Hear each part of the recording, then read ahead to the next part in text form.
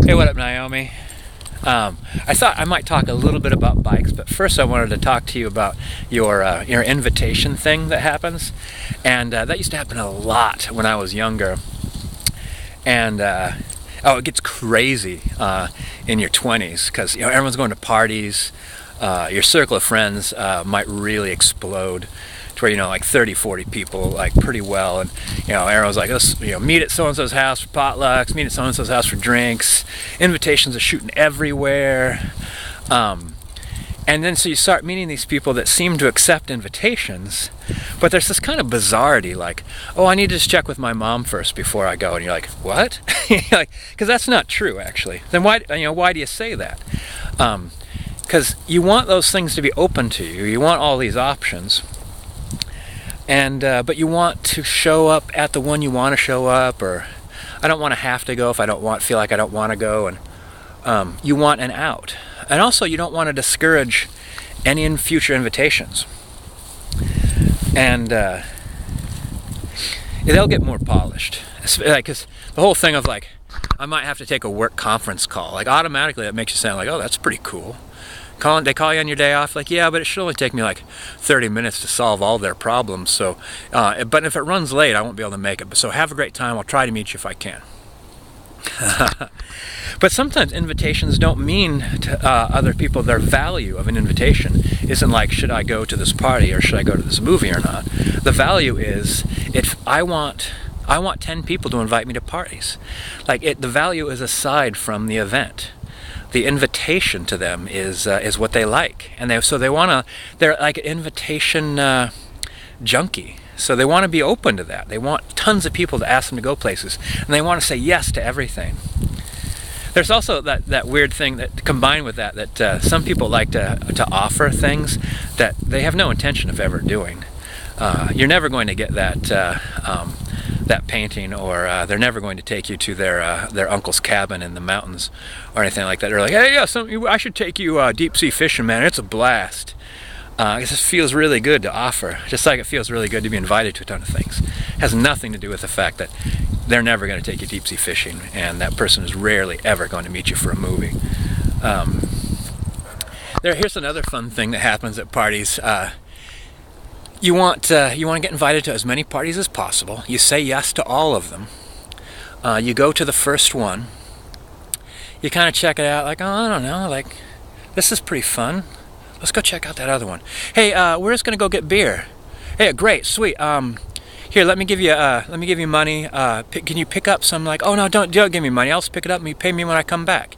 I'm like, hey, just take the money. It's cool. Like, no, just pay me when I come back. We're just gonna run beer. We'll be back like in 5 minutes. Like, oh, okay.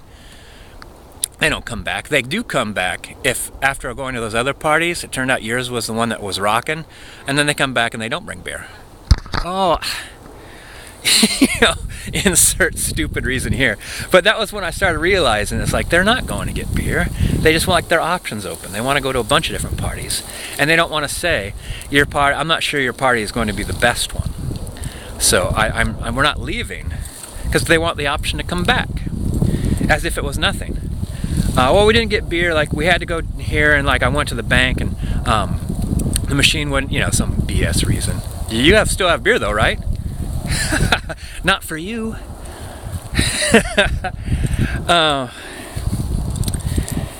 Yeah, I think that's about it. I think that's the two main ones. I'd love to have my options open, and I love the idea of an invite rather than the actual invite itself. I like how it makes me feel like popular or whatnot, or that I have choices. Oh, one last one. I can't make a choice, which is awesome. I used to have this girlfriend, and she never went anywhere. I was like, you want to go see a movie? Yeah. Do you want to go to the bar? Yeah. I never went. I'm like, oh, maybe she doesn't like my company. And when I say, how come you didn't go to the bar with me last Saturday?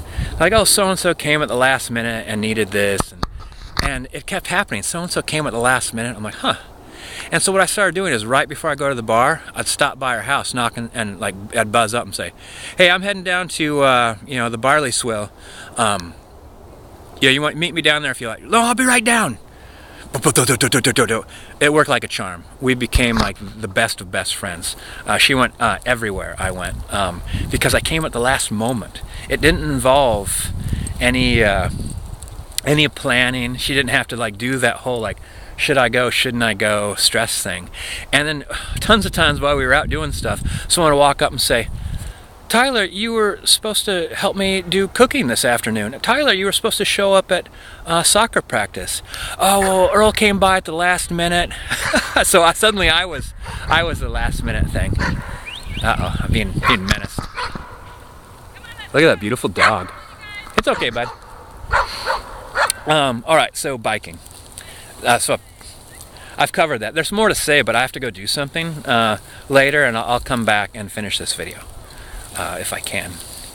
But biking, like, one of the awesome things about biking, and thanks for getting me out, by the way, you and Mr. LaRuger and 40 Ounce Fear were out biking, and I was like, I gotta get my bike out. Freezing cold is no longer a reason not to do it. But it occurred to me, like, I've like biked professionally for almost a decade. I've biked.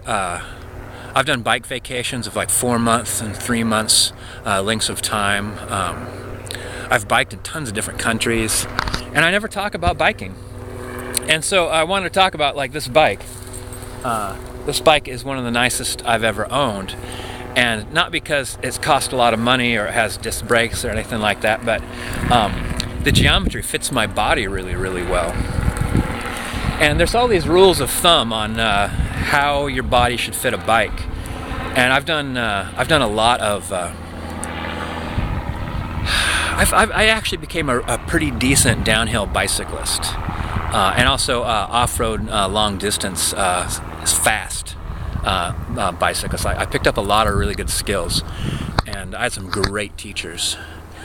And I remember once going to I built a bike myself, and when I finished building it, I had to rebuy a lot of the parts because they didn't, dogs do not like vloggers.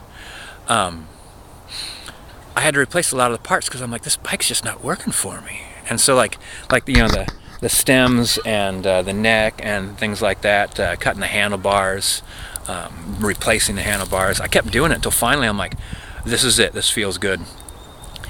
And I went to a guy. He's like, yeah, he did measurements for a living at one of the bike shops.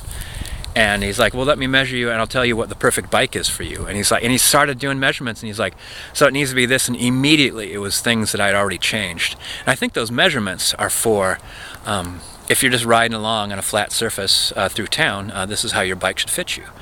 Because he's like, oh no, you're way too far, this diameter is way too big.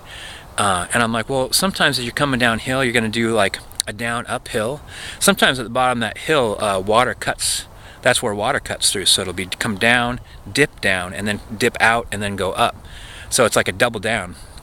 And in that case, you need to have so much room on your bike that you can shift your body weight really far back, but then still have most of it over the center of balance. If your top tube is too short, as you dip down in that, your center of balance is heading kind of at an angle, and so like your weight heads straight into the ground.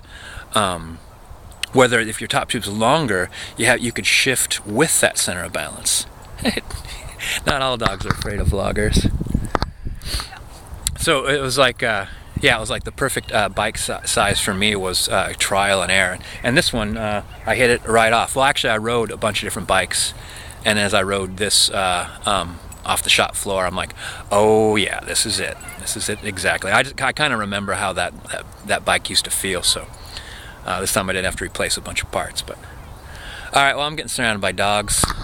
So Naomi, I'll see you in the tubes. See you on the trail. I'll bike faster than you.